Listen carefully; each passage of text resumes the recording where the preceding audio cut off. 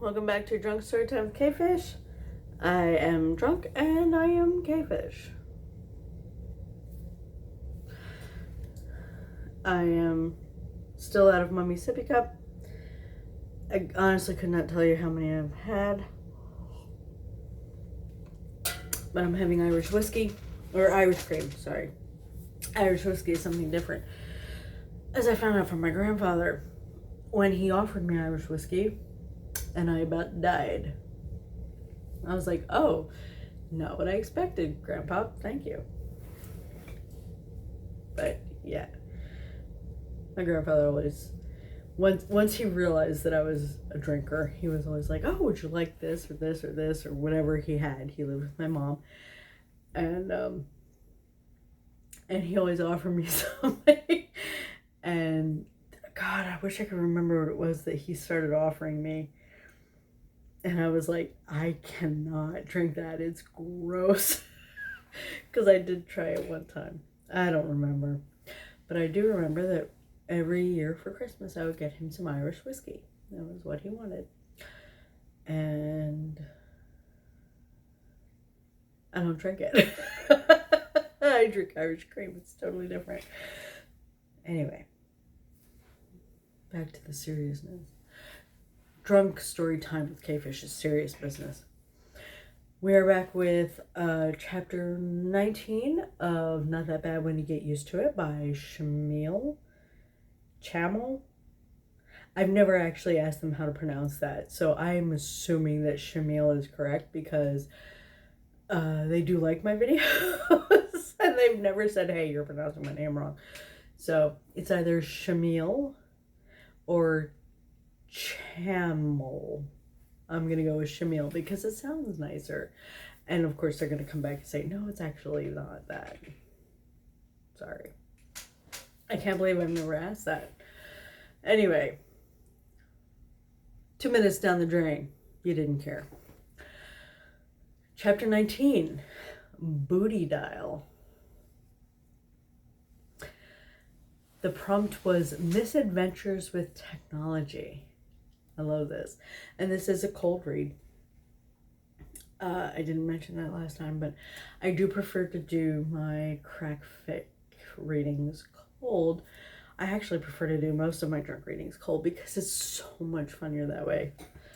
To me and you. So, clinkies.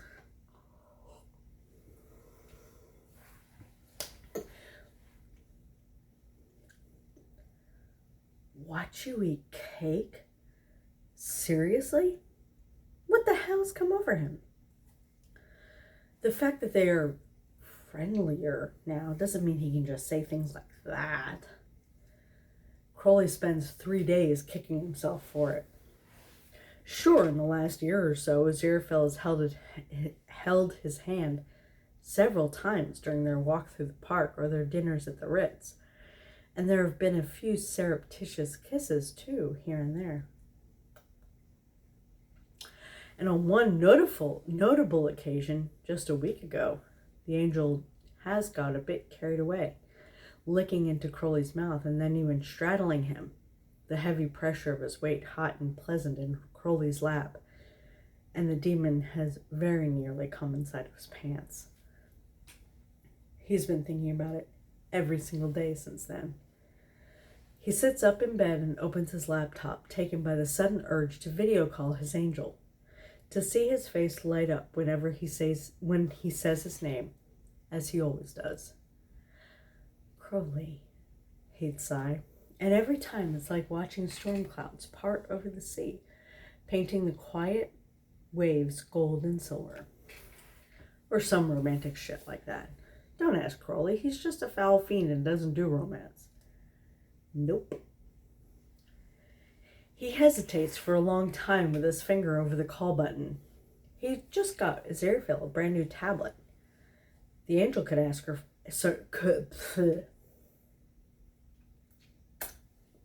The angel could answer from his desk, or from his kitchen, or maybe even from his bed. The thought makes Crowley slightly dizzy, and he pulls away at the last possible second, grumbling as he turns the other way. He can't call from his bed and risk the angel also being in bed. That's basically shagging. Come on. Thing is, he forgets he's left his computer on mute when, last night, he decided to fall asleep when the second season of Fleabag kept him silent company. What is that? I don't watch TV. Aziraphale boy, it's getting mad. My mouth is so dry. Aziraphale drops his whisk, cream splattering all over the floor, his shoes, and his favorite pair of trousers. Where's his recipe? This isn't a recipe. This is Crowley's pale back, curled up in bed, peeking out of raven black sheets. Did Aziraphale do something wrong? Crowley's name appeared all of a sudden, and the angel tapped somewhere on the screen, and now, well, he'd be lying if he said he minds whatever is happening now. He forgets all about the whisk on the floor as his gaze glides over sharp bones and smooth skin, over a smattering of lovely freckles, over the gentle curve of a shoulder. He swallows. Crowley? He asks, his voice trembling. He clears his throat and tries again. Crowley? What is... The moan that travels through the speaker of his tablet sends an electric shock down his spine and melts away whatever else Aziraphale was planning on saying. Crowley's bony elbow trembles with movement, and suddenly the angel is extremely aware of what he's watching. Good Lord, should he even be seeing this? It feels like intruding, but, well, it was Crowley who called him, wasn't it? So the demon must want him to watch. But why wouldn't he just say so? A pang of guilt burns in the angel's stomach as he realizes how many times he's carefully kept his best friend at a safe distance, at arm's length, even when he wanted him so much. And Crowley must know he wants him.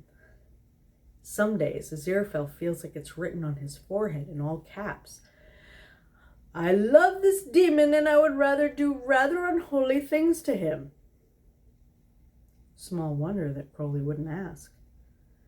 And yet, he's still brave enough to offer himself like so, knowing full well Aziraphale might hang up on him and never call him again. Well, maybe it's about time he did something brave too. Crowley knows, conceptually, that angels can do anything demons can do. He's had plenty proof of that. But this does in no way mean he's prepared to have a half-naked Aziraphale pass through the internet network and materialize in his room, in his bed, over him, while he's quite busy jerking himself off.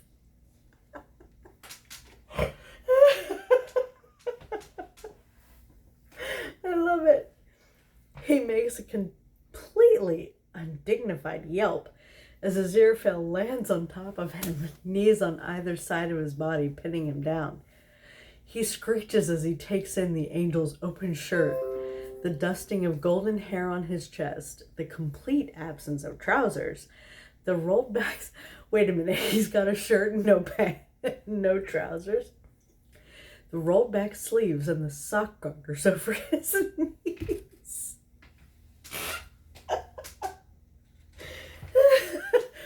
What interesting things to keep versus what to get rid of. It's too much, too fast, and he's never felt more like a pathetic little lizard with its tail trapped under a rock. My darling, Aziraphale says, impossibly, cupping his cheeks as Crowley keeps thrashing uselessly under him. It's all right. No need to worry anymore. I'm here now. I can see that, he shrieks, his fingers encircling Aziraphale's wrists. Why? Why are you here? What do you mean? Aziraphale frowns, turning to the laptop. You called me. You wanted me to see. I very much did not, Crowley says, watching surprise, realization, and finally disappointment flicker and settle on the angel's face. There's a long moment when neither of them says anything. Then, just as Aziraphale begins to shift to get off of him, Crowley says quickly, but since you're here, you, might consider staying, perhaps? Aziraphale's face lights up like a shooting star. I would love that, he replies. Crowley tries to move to make more space for him under the covers, but Aziraphale stays right where he is. And blushing crimson, but stubbornly keeping eye contact the whole time, slowly begins unbuttoning his shirt. I love it. Oh my God. Oh God, the imagery just... No pants, the socks, and the shirt. Oh. He's not allowed to be so just cute and fucking sexy. He's not allowed. It's illegal. Arrest him. It's not right, I tell you. It's not.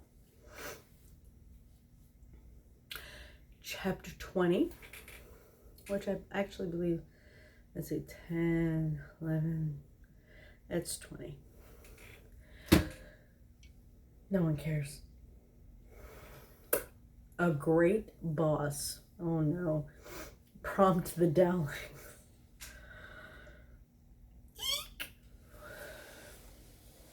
I'm not gonna lie. I've read some Dowlings, and I don't know what I want to. I don't know if I want to read this.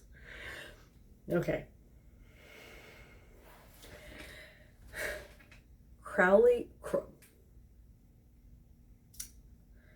Gosh, I already can't talk.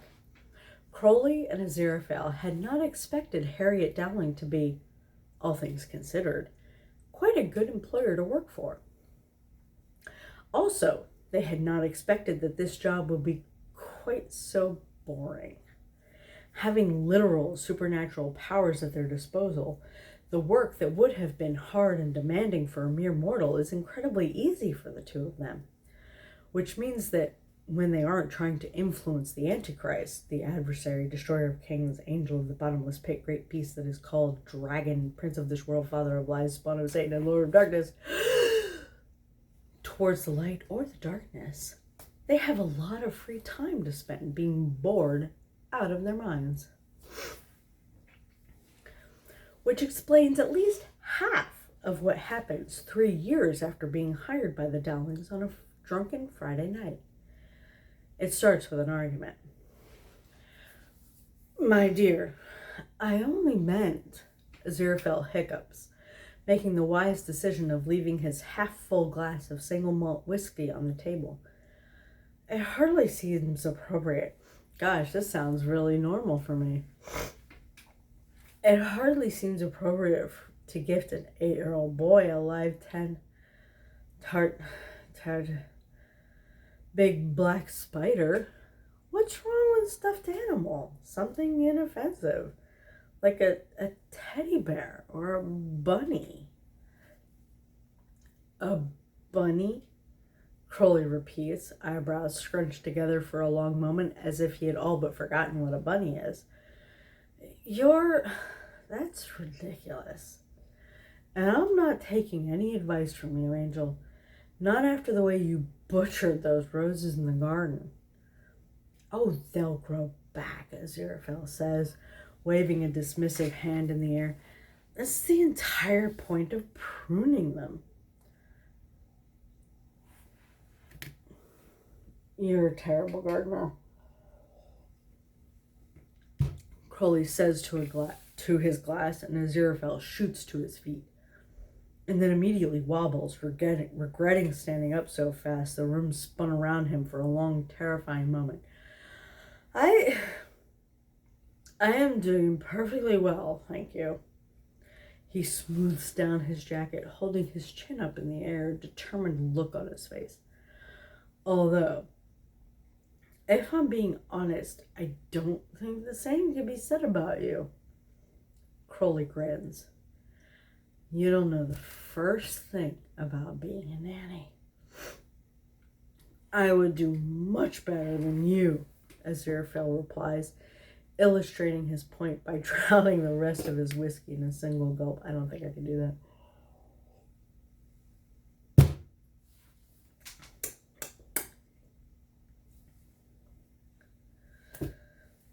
I'm an angel. Angels are beings of love, perfectly suited to the job. Oh yes, is that what you think? It's Crowley's turn to stand up, staring as Aziraphale down, only an inch left between the tips of their noses. Let's see it. Half an hour. Show me what a nanny Aziraphale would look like. Ooh, I just got an image in my head and holy shit. Show me what a nanny Aziraphale would look like. If you think you can. Of course I can, the angel replies, pursing his lips. It remains to be seen whether you... Aziraphale loses his point for a second as he scans body head to toe. As he scans Crowley's body head to toe. Whether you could make a convincing gardener, that is. Let's find out, Crowley says. They shake on it and storm off in different directions. Holy shit. Oh my god. Time out. Nanny Aziraphale. Oh my god. Don't get me wrong. Ashroth, fucking sexy as hell. But oh my gosh.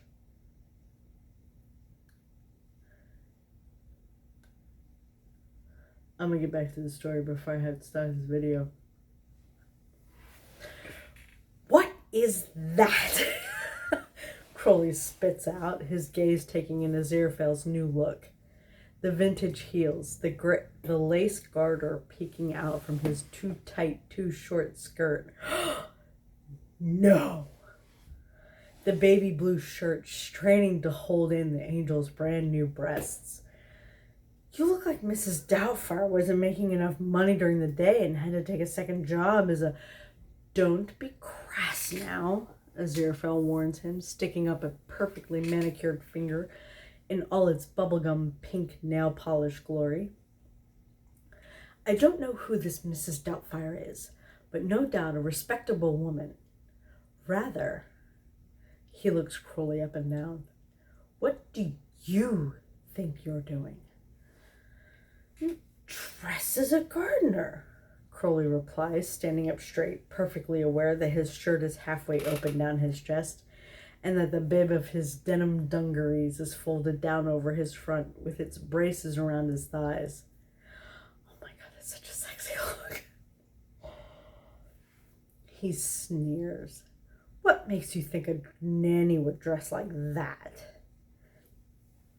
If you have to know, Aziraphale explains, his tone peaked as he steps forward. I looked it up on the family computer, on the interweb.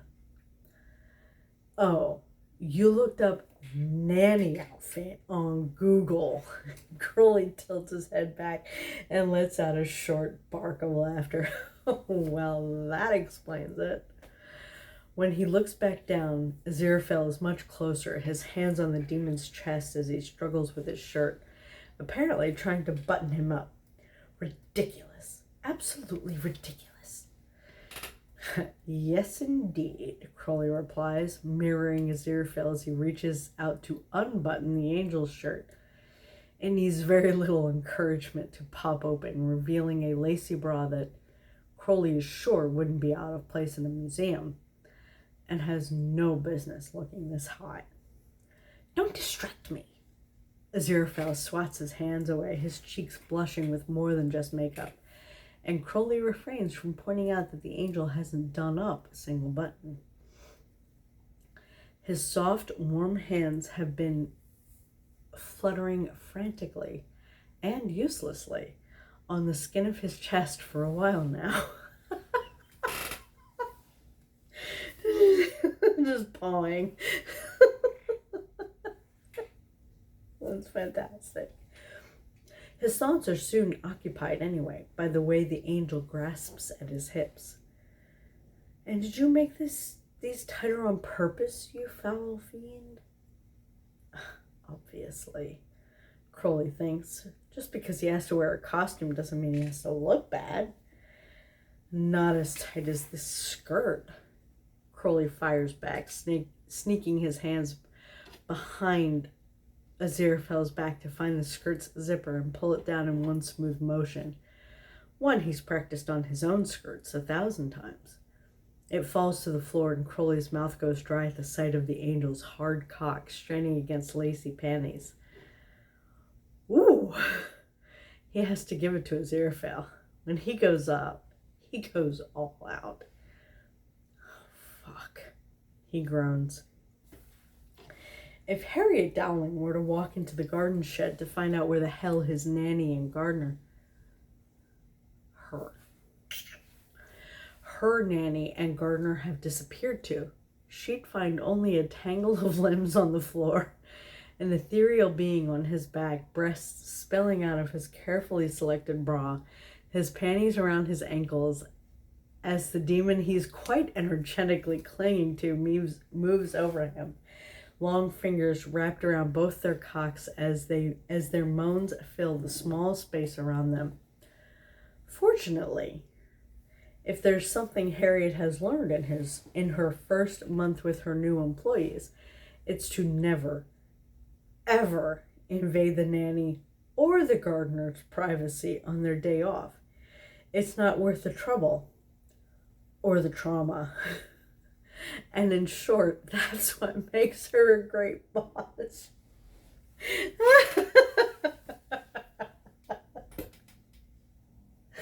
That's fantastic.